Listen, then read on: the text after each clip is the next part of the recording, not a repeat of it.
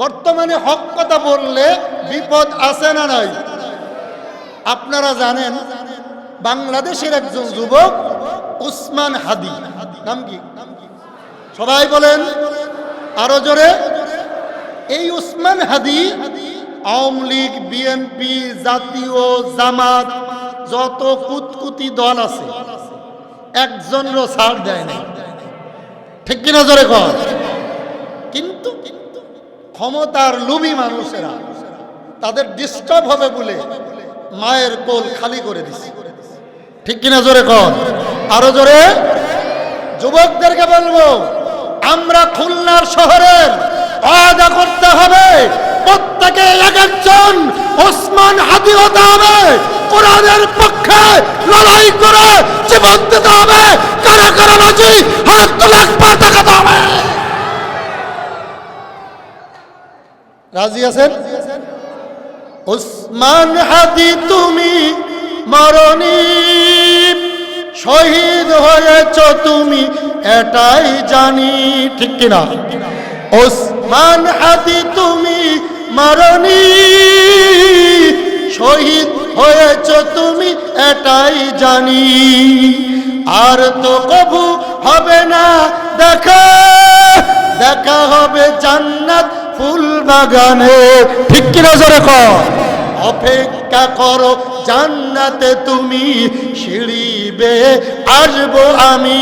ভয় নাই তোমাদের, চিন্তা নাই তোমাদের, বিজয় হবে এই দেশ, শাসন হবে কোরআনের, ঠিক কিনা জোরে কর। এক হাদি লক্ষ হাদির জীবন দিয়ে, এক হাদি লোকান্তরে পয়দা হবে বাংলার বুকে, ঘরে ঘরে লক্ষ হাদির তরে, ঠিক কিনা জোরে কর। একজন হাদি চলে গেছে, লক্ষ লক্ষ হাদি বাংলার জমিনে পয়দা হবে। বন্ধু বলতেছিলাম, এখন আমরা এসেছি, আমাদের দাম কত জানার দরকার আসেনি? আরো জোরে কোন। নবীজির একজন সাহাবী, নাম হলো, জোরে বলেন, আবু দারদা। গুড। এখন থেকে যত সময় কথা বলবো কোরআন ও হাদিস দিয়ে কথা হবে। কি নাম? কি জোরে বলেন। নবীজির একজন সাহাবী, নাম হলো আবু দারদা। উনি বসবাস করতেন মদিনা শরীফ থেকে 600 কিলোমিটার দূর, স্থানের নাম হলো দামেস্ক। কোথায়? অনেক হুজুরার আছে, আমি জানি কোথায়, দামেস্ক। এই নবীজির সাহাবী জানতে পারলেন দামেস্ক একজন আলেম আছে, যিনি কোরআন হাদিস মানুষকে শিখায়। এই মাদ্রাসায় শিখানো হয় কি হয় না?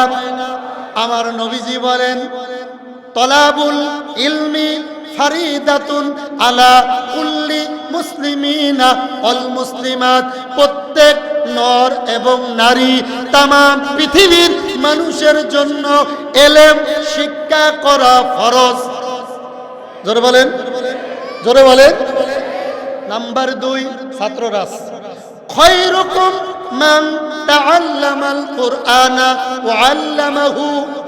আমার নবীজি বলেন, 2 জন ব্যক্তি আল্লাহ এবং রসুলের কাছে সব থেকে প্রিয়, যে কোরআন হাদিস ইজমা কিয়াস 1 নম্বরে এলেম অর্জন করে শিক্ষা করে আর একজনকে শেখায়। ওই 2 জনকে আমার রব এবং আমার নবীজি সব থেকে ভালোবাসে। জোরে কোন সুবহানাল্লাহ। নাম্বার 3, বাল্লিগু আন্নিউ ওয়ালাউ আয়া। এই মাদ্রাসায় পড়ানো হয়, আমার দ্বীনের নবী বলে, তুমি যদি আল্লাহ এবং রসুলের পক্ষ থেকে একটি হাদিস, একটি কোরআনের আয়াত, এমনকি একটি মাসআলা, একটি ভালো কথা জানো, তোমার দায়িত্ব কর্তব্য অবশ্যই আর একজনকে এই কথাটা বলে দাও। জোরে কোন আল্লাহু আকবার। বুঝাতে পারছি?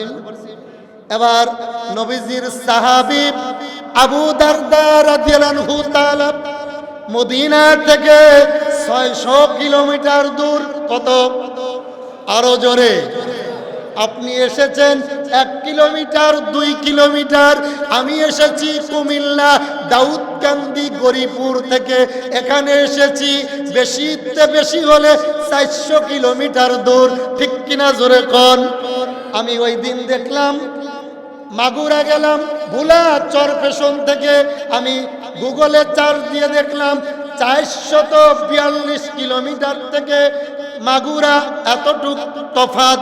কিন্তু আমার নবীজির সাহাবী মদিনা থেকে 650 কিলোমিটার দূরে লঞ্চে না, সাইকেলে না, হুন্ডাতে না, প্রাইভেট কারে না, বিমানে না, হেঁটে হেঁটে হেঁটে নবীজির সাহাবী এলেম অর্জন করতে গিয়েছে। ডাক দিয়ে বলে, রে সাহাবী, আমি শুনেছি তুমি নাকি মানুষদেরকে এলেম শিক্ষা করাও, তাহলে আমাকে কিছু এলেম শিখায় দাও, আমি এলেম অর্জন করতে এসেছি। সাহাবী চোখের পানি ছেড়ে আবু দারদা ডাক দিয়ে বলে, রে নবীজির সাহাবী, শোনো শোনো শোনো, তুমি যে ঘর থেকে এলেম অর্জন করার জন্য, কোরআন শিক্ষার জন্য মাদ্রাসায় এসেছো, এলেম অর্জন করার জন্য মসজিদে ঢুকেছো, এলেম অর্জন করার জন্য ওয়াজ মাহফিলে এসেছো, এ সাহাবী শোনো, আমার রাসূল সাল্লাল্লাহু আলাইহি সাল্লাম বলেন, যদি কেন আমার উম্মত ঘর থেকে নিয়ত করে এলেম অর্জন করার জন্য ঘর থেকে বাহির হয়, আমার নবী বলেন তার জীবনের সগীরা গুনাহ সাথে সাথে আমার মালিক মাফ করে দেয়। জোরে কোন আল্লাহু আকবার। কি করে দেয়? 2 নম্বরে বলেন শুধু মাফ করে না, আমার নবীজি ডাক দিয়ে বলে, তুমি যখন ঘর থেকে কদম দিয়ে এলেম অর্জন করার জন্য যাও, ফেরেশতারা তাদের নূরের পাখাটা তোমার কদমের তলে দিয়ে ডাক দিয়ে বলে, ও আল্লাহ, তোমার এই বান্দাদেরকে তুমি মাফ করে দাও। আমার আল্লাহ ডাক দিয়ে বলে, তারা জান্নাত দেখে নাই, জাহান্নাম দেখে নাই, আমাকে দেখে নাই, নবীকে দেখে নাই, এরপরও তারা এলেম অর্জন করার জন্য ওয়াজ মাহফিলে যায়। এখানে কোনো বিরানি দেওয়া হবে না, এখানে কোনো 1000 টাকার নোট দেওয়া হবে না, রাজনীতির কোনো লাভও নাই। তারপরে এসেছেন একটাই উদ্দেশ্য, আমার আপনাদের কিছু বলবো, আল্লাহ রাজি হবে, আপনাদেরও উদ্দেশ্য আমরা কিছু শিখতে এসেছি। দুজন বক্তা শ্রোতার নিয়ত যদি সহি হয়, আমার মালিক ডাক দিয়ে বলে, যারা আলোচনা করবে শুনতে আসবে, আমার আল্লাহ তাদের জীবনের সগীরা গুনাহগুলো মাফ করে দিবে। আরো জোরে, আরো জোরে। তাহলে আপনারা কি চান আমাদের সগীরা গুনাহগুলো? চাই না সবাই ভাই? আরো জোরে। নাম্বার 4, আমার নবীজি বলেন, তারাকতু ফিকুম আমরাইন লান তাদিল্লু মা তামাসসাকতুম বিহিমা কিতাবাল্লাহ ওয়া সুন্নাত রাসূলি। আমার আল্লাহ তাআলা বলেন, ও দুনিয়ার মানুষ শোনো, আমার নবীজি হাদিসে বলছেন, তারাকতু ফিকুম আমরাইন লান তাদিল্লু মা, কখনো তোমরা ধ্বংস হবে না, হালাক হবে না, করোনা ভাইরাস তোমাদেরকে ধরবে না, তোমাদের মাঝে ওই ভূমিকম্প আসবে না, যদি তোমরা 2টা জিনিস বুকের সাথে আঁকড়ে ধরতে পারো। একটা হলো আল্লাহর কোরআন আর কিতাবুল্লাহ ওয়া সুন্নাত রাসূলি, 2 নম্বরে হলো রাসূলের সুন্নাহ। এই 2টা জিনিস যদি আঁকড়ে ধরে আমল করতে পারো, আমার আল্লাহ ওয়াদা করেছে, আমার নবী ওয়াদা করেছে, তোমাদের মাঝে কোনো মুসিবত, বিপদ, আপদ, করোনা ভাইরাস, সিডন আর ভূমিকম্প আসবে না। ঠিক কিনা জোরে কোন? বুঝাইতে পারছি আমি? কেন আসে? সূরা রোম, সূরার নাম কি? আয়াত নাম্বার 41। অনেকগুলো হাফেজে কোরআনেরা পাগড়ি নিল, এরা আপনাদের জন্য দোয়া করে। এই মাদ্রাসায় গভীর রাত্রে 4টে বাজে উঠে যখন কোরআন তেলাওয়াত হয়, আল্লাহর কসম কোরআন শরীফ সাক্ষী রেখে বলি, এলাকায় যত কবর আছে রে বাবা, কবরের আযাব আমার মালিক বন্ধ করে দেয়, ঠিক কিনা কর? আপনারা নিয়ামত না কিয়ামত? এই মাদ্রাসা নিয়ামত না কিয়ামত? আরো জোরে বলেন, আরো জোরে বলেন। এবার আসেন, আজ কেন আমরা মুসিবতে আছি, কারণ কি? সূরা রুমের 41 নম্বর আয়াত, যাহারাল ফাসাদু ফিল বাররি ওয়াল বাহরি বিমা কাসাবাত আইদিন নাস। আমার আল্লাহ বলে, তোমাদের মাঝে যে করোনা ভাইরাস, তোমাদের মাঝে তুফান, তোমাদের মাঝে বিভিন্ন গজব যে আসে, এটা আমি দিই না, আমি দিই না, আমি দিই না। এইটা হলো তোমাদের দুই হাতের কামাই। কথা কেনা, কথা কেনা, কথা কেনা, আমাদের দুই হাতের কামাই, ঠিক কিনা জোরে কোন? এবার আসেন, কিয়ামতের মাঠে মানুষ দুই ভাগে বিভক্ত হবে। কয় ভাগে? এক ভাগ হলো জান্নাতি, আর এক ভাগ, জোরে বলেন, জোরে জোরে, আরো জোরে জোরে বলেন, কয় ভাগ হবে? আমরা কোন ভাগে যাইতে চাই? আরো জোরে কোন? সবাই? এখানে অনেকে আছে 5 ওয়াক্ত নামাজ তো পড়েই নাই, গত শুক্রবারেও পড়ে নাই। কথা কয় না, কথা কয় না, কথা কয় না। যে উঠে যাইবেন মনে করবো ওইটা হেই ধরে, এমন লোক দুই একজন নাই? কথা কয় না, নাই নাই নাই, অনেক আছে। এবার আসেন, আমার আল্লাহ কি বলে? সূরা মুদ্দাসসির আয়াত নাম্বার 40। কত? সবাই বলেন, সূরার নাম, আয়াত নাম্বার 40। আমার রব ডাক দিয়ে বলে, ফি জান্নাতিন ইয়াতাসাআলুন আনিল মুজরিমিন মা সালাকাকুম ফি সাকর। আল্লাহু আকবার। আমার মালিক ডাক দিয়ে বলে, আনিল মুজরিমুন, কিয়ামতের দিন মানুষ যখন জান্নাতি আর জাহান্নামী দুই দিকে ছুটবে, তখন জাহান্নামীদেরকে জাহান্নামের রশি লাগাইয়া ফেরেশতারা যখন টানতে থাকবে, তখন ওই জান্নাতি ব্যক্তিরা জাহান্নামীদেরকে ডাক দিয়ে বলবে, ও জাহান্নামীরা। জান্নাতীরা বলবে, আনিল মুজরিমুন, তোমাদের সাথে আমাদের কিছু কথা। সবাই বলেন, কথা। মা সালাকাকুম ফি সাকর, এ জাহান্নামীরা বলো বলো বলো, কোন কারণে তোমরা জাহান্নামে আসলা? একসাথেই তো বসবাস করতাম, তুমি আমার চাচাতো ভাই ছিলা, তুমি আমার খালাতো ভাই ছিলা, তুমি আমার ফুফাতো ভাই ছিলা, কিন্তু কোন কারণে, কোন জন্য তুমি আজ জাহান্নামে আসলা? তারা সর্বপ্রথম কারণ বলবে, মোট কারণ বলবে 4টি। কয়টি? সবাই বলেন, কয়টি? 1 নাম্বার কারণ, ক্বালু মাল্লাম নাকু মিনাল মুসাল্লিন। 1 নাম্বার কারণ, আমরা নামাজি ছিলাম না। ক্বালু মাল্লাম নাকু মিনাল মুসাল্লিন ওয়ালাম নাকু নুতঈমু মিনাল মিসকিন।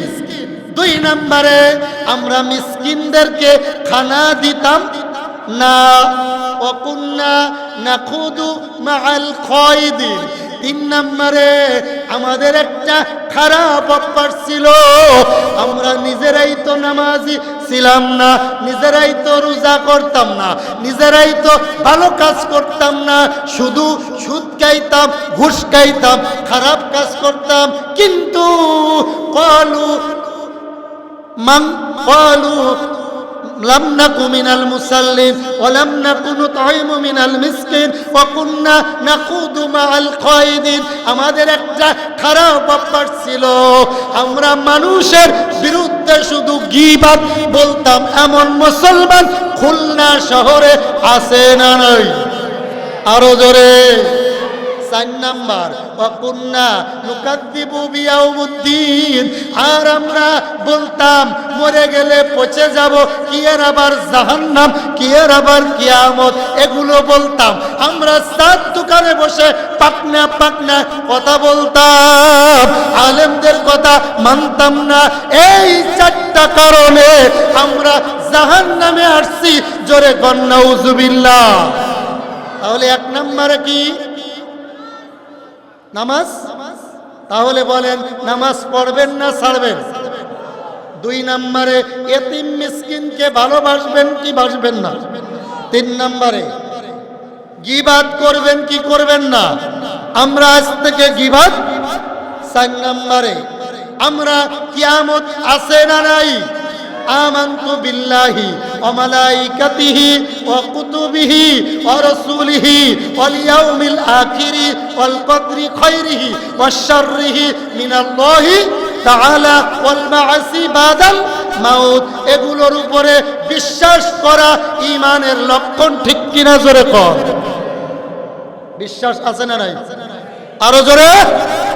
বন্ধু এবার আসেন, আমরা যারা এখানে এসেছি আমাদের বাপ দাদা সবাই কিন্তু মুসলমান, কথা বল না কেন? আমাদের ভিতরে হিংসা অহংকার আছে না নাই?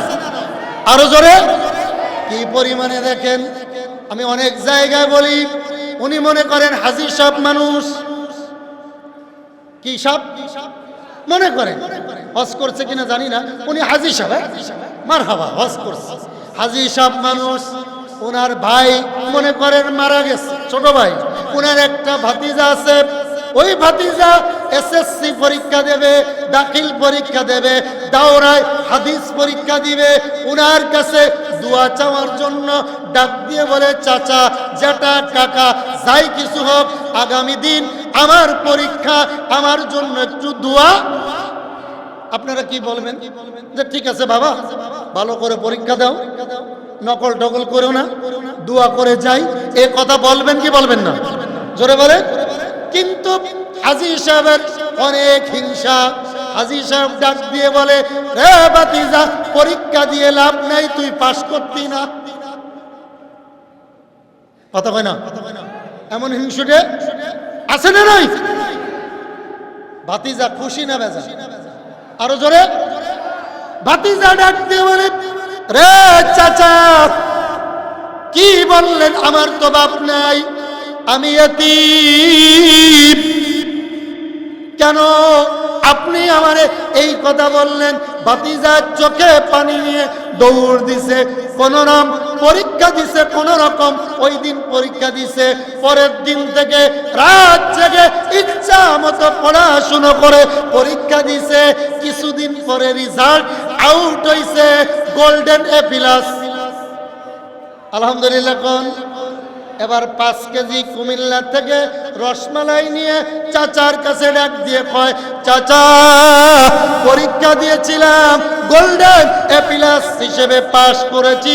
চাচা ডাক দিয়ে বলে, রে ভাতিজা, পরীক্ষা দিয়ে লাভ নাই, জীবনে তুই চাকরি পাইতি না, পাস করতি না, পরীক্ষা দিয়ে অনেক golden A plus. Golden A plus পেয়ে লাভ কি ভাতিজা? তুই তো জীবনে চাকরি। ভাতিজা দুঃখ করে ইন্টার পাস করে, বিএ পাস করে, অনার্স পাস করে, বড় অফিসার হয়ে 10 কেজি রসগোল্লা চাচার কাছে নিয়ে ডাক দিয়ে কয়, রে চাচা, পরীক্ষা দিয়েছিলাম, পাসও করেছি, চাকরিও পেয়েছি, দোয়া করে দেন। চাচা মাথা নিচু করে ডাক দিয়ে কয়, রে ভাতিজা, চাকরি পাইয়ে লাভ নাই, তুই বেতন পাইতি না। কথা কেন? কথা কেন? এমন ইবলিস আছে না? আরো জোরে কোন। তবে খুলনায় নাই, কুমিল্লা আছে না নাই? আমার নবী কি বলেন শোনেন, আল কিবরিয়াই আর রিদা, যে অহংকার করলো সে আল্লাহ এবং রসুলের চাদর নিয়ে টানাটানি করলো, ঠিক কিনা জোরে পড়। আমার নবী 6 নাম্বার কথা শোনেন, আমার নবী বলে, যারা ইত্তেবা সুন্নাতা খুলাফা রাশিদিন মুমিন সালিহিন নামাজি, রোজাদার, সিজদা করে, তাহাজ্জুদ পড়ে, তাসবিহ তাহলিল করে, কোরআন শরীফ পড়ে, হজ মাহফিল শোনে, আলেমদেরকে সম্মান করে, ইসলামকে সম্মান করে। আমার নবী বলে তারা যেখানে যে অবস্থায় থাকুক না কেন ঈমানের অবস্থায় থাকে। ঠিক কিনা জোরে কর। নবীজির একজন সাহাবী, বলবো ভাই, নাম হলো জাবের। নাম কি? জাবের রাদিয়াল্লাহু তাআলা আন। মনোযোগ দেন, আলোচনার ভিতরে যাচ্ছি, প্রত্যেকটা কথাই হাদিস দিয়ে বলার চেষ্টা করব। জোরে বলেন ইনশা। এবার বলেন সাহাবীর নাম কি? আরো জোরে। এই জাবের রাদিয়াল্লাহু তাআলা আন নবীজির অনেক প্রিয় সাহাবী ছিলেন। যেখানে যাইতেন জাবেরকে পেলে আমার নবী কোথায়ও যাইতেন না। কোথায়ও, কথা বলেন না কেন, কোথায়ও যাইতেন না। মনোযোগ দেন ভাই, ভিতরে ঢোকা। হঠাৎ করে আমার নবীজি খন্দকের যুদ্ধের দামামা বাজায় দিলেন। যুদ্ধ, খন্দক খুঁজতে হবে। সাহাবীরা লেগে গেলেন খন্দক খোঁজার জন্য। জাবের রাদিয়াল্লাহু তাআলা আন খন্দক খুঁজতেছে। আমার প্রিয় নবীজি দূর থেকে দেখে জাবের খন্দক খুঁজতেছে, ঢুলে ঢুলে পড়ে যায়, আবার ওঠে, আবার পড়ে যায়। রসুলের বড় মায়া লাগলো। হায় রে, আমার জাবের হয়তো অসুস্থ হয়ে পড়েছে। ঠিক কিনা জোরে কন। যে বলে যাবে তুমি কি অসুস্থ? জাবের চোখের পানি ছেড়ে ডাক দিয়ে কয়, নবী আমি অসুস্থ নয়, আমি সুস্থ, কিন্তু ও নবীজি 3 দিন ধরে আমি কিছু খাই না, ক্ষুধার্ত। যেদিন আপনি ডাক দিয়েছেন চলে এসেছি, বাড়িতে খাওয়ার মতো কিছু ছিল না। আমি মনে করছিলাম নবীজি হয়তো আমাদেরকে ইচ্ছা মতো খাওয়াইয়া কাজে লাগাইব। ওই যে 2টা খেজুর, 1 গ্লাস শরবত খাই, তা তো পেটে থাকে না। ও নবী 3 দিন ধরে খাই না। আমার নবী চোখের পানি ছেড়ে ডাক দিয়ে কয়, যাবে তুমি তো 3 দিনের ক্ষুধার্ত, আর আমি নবী 4 থেকে 5 দিন 7 দিন ধরে অনাহারে আছি রে। যাবে আমি দুর্বল হয়ে পড়ি, কিন্তু জানাই না আমার সাহাবীরা ভেঙে পড়বে। আমার আল্লাহ বলেছে, হাক্কান আলাইনা নাসরুল মুমিনিন ওয়ালা তাহিনু ওয়ালা তাহজানু ওয়া আনতুমুল আ'লাউনা ইন কুনতুম মুমিনিন। মুমিনদের কোনো ভয় নাই, মুমিনদের কোনো চিন্তা নাই, মুমিনরা ঘাবড়ায় না, চিন্তিত হয় না। ওয়া কানা হাক্কান আলাইনা নাসরুল মুমিনিন। তুমি যদি মুমিন মুত্তাকি সলিহিন হতে পারো, আমি রব তোমার জন্য বিজয় আনবো। ঠিক কিনা জোরে কর। জাবের ডাক দিয়ে কয়, নবী তাহলে আপনিও ক্ষুধার্ত, আমিও। ও নবীজি, আমার বাড়ি সব থেকে নিকটে সোনাডাঙ্গায়। নবীজি গো, আমাকে একটু ছুটি দেন, আমি একটু বাড়ি যেয়ে দেখি খানার কিছু আসেনি, জীবন তো আর বাঁচে না। নবীজি ডাক দিয়ে কয়, যাবে কানে কানে তুমি যাও, বাড়িতে যাও, দেখো কিছু আসেনি। আমরা তো অসুস্থ হয়ে গেলাম, আরো কিছু চাবি। অসুস্থ হয়ে পড়লে এই যুদ্ধে পরাজয় বরণ করতে হবে। ঠিক কিনা? জাবের দৌড় দিলেন, বাড়িতে ঢুকলেন, সালাম দিয়ে বললেন, স্ত্রী গো বলো বলো বলো, তাড়াতাড়ি করে বলো, বাড়িতে খানার কিছু আসেনি। স্ত্রী ডাক দিয়ে বলে, স্বামী গো আমার, আল্লাহর কসম করে বলি 3 কেজি আটা আছে আর ছোট্ট একটা বকরি, এছাড়া ঘরে কিচ্ছু নাই।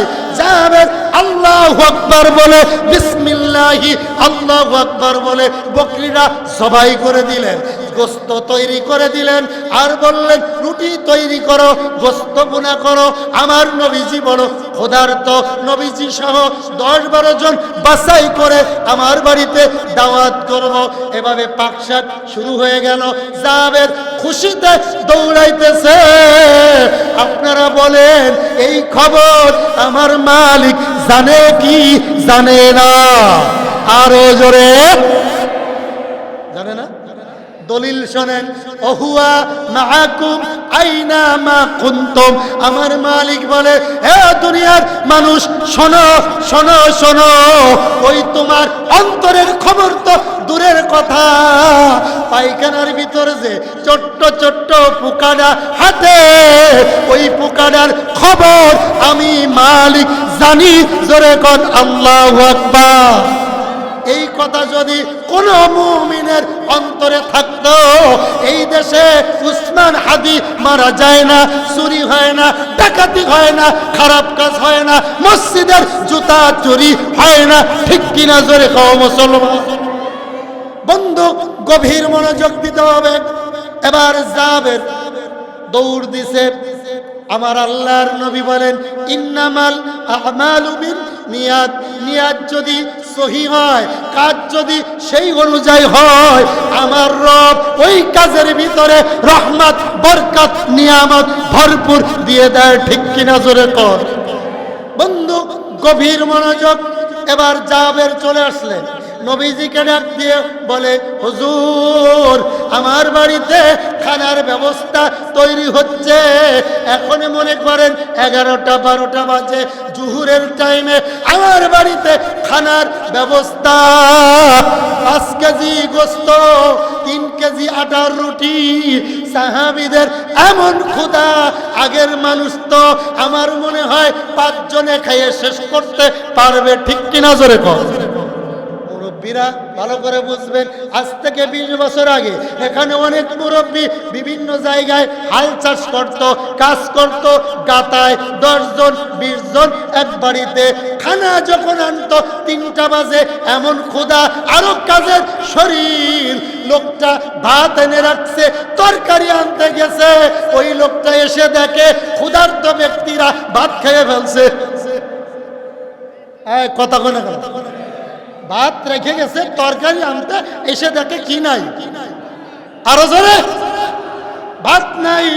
এক যুবক দোকানে বসে বলতেছে, আজ থেকে 7-8 বছর আগে এক মুরব্বী বলে, হুজুর কি বলবো খানার কথা, আমার আল্লাহ কত নিয়ামত দেয়, শুকরিয়া নাই। ওই যুবক চার দোকানে বসে গল্প দেয়, আজ সকালে 42টা রুটি খাইছি, মুখে লুচি নাই দেখে বেশি খাইতে পারি নাই। কয়টা মারছে? কথা কয় না, মুখে কি নাই? লুচি যদি থাকতো খুলনার শহর তামা তামা। কথা কয় না কেন? সাহাবী জাবের ডাক দিয়ে বলে, নবী 7-8 জন থেকে 10 জনের খানার ব্যবস্থা করেছি। হাদিস শরীফ এসেছেন, এই হাদিসটা মুত্তাফাকুন আলাই, 86টার কয়েকটা হাদিস আছে, আলেমরা জানে। আবার আমার নবীজি ডাক দিয়ে বলে, জাবের আমার বাড়িতে যাও, তোমার স্ত্রীকে বলবা ওই গোস্তের ভিতরে একটু ঝোল বাড়াই দিতে, রুটি একটু হালকা করে বানাইতে, আগের মতো বানাইতে নিষেধ করবা, কারণ মানুষজন একটু বেশি হইলে হতে। আপনি 10 জন দাওয়াত দিয়েছেন, হুজুর খতম পড়াইবেন, হুজুর হাজির 40 জন, আপনার স্ত্রী আপনার চাকরি রাখবনি। কথা কয় না? হ্যাঁ, আহা, কথা বুঝতেছেন ভাই? বন্ধু গভীর মনোযোগ। এবার আমার নবী ডাক দিয়ে বলে, জাবের বাড়িতে যাও, গোস্তের ভিতরে ঝোল একটু, সবাই বলেন, বাড়াইয়া দাও, লোকজনের সংখ্যা একটু বেশি হইতে পারে। স্ত্রী তাই করলেন। জাবের বলে আবার দৌড় দিলেন, চোখে পানি।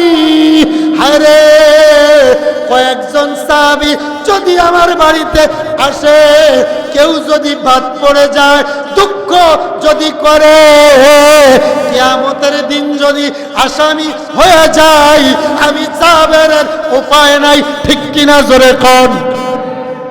জাবের কান্দে নবীজির কাছে আসছে। এবার নবী ডাক দিয়ে বলে, জাবের বলেছনি? হ্যাঁ বলেছি। আমার নবীজি এবার সকলকে ডাক দিয়ে বলে, ও সাহাবীরা এক জায়গায় হও। আমার নবী পাহাড়ের উপরে উঠে হাত মেরে বক্তৃতা দিতেছে আর ডাক দিয়ে বলে সাহাবী যার হাতে যা আছে ফেলে দাও, কয়েকজন সীমান্তে দাঁড়াইয়া পাহারা দাও। আমরা দাওয়াত পেয়েছি জাবেরের বাড়ি পাশে, ওখানে দুপুর বেলায় 2টা বাজে দাওয়াত খেতে যাব। ও সাহাবীরা, তোমাদের সকলের দাওয়াত। ওই সাহাবীর সংখ্যা ছিল 1400। জোরে কোন আল্লাহু আকবার। কত কত আরো জোরে। আমার নবীজি 1400 সাহাবীরে দাওয়াত দিয়ে দিলেন। 5 কেজি গোস্ত তো 10 জনের হয় না। কথা কন না কেন? দাওয়াত দিলেন কত? আরো জোরে। এই অবস্থা যদি আমার স্ত্রী, আপনার স্ত্রী জানতো, ফিসাইতে ফিটাইতো। কথা কথা ঠিক কিনা জোরে কও মুসলমান। কিন্তু আমার নবীজির একটা নাম আছে, ওমা আরসালনাকা ইল্লা রাহমাতাল লিল আলামিন। জোরে কোন সুবহানাল্লাহ। আমার নবীজি আবার ডাক দিয়ে বলে, রে সাহাবী, ওযু করো, 2 রাকাত নামাজ পড়ো, দোয়া করো,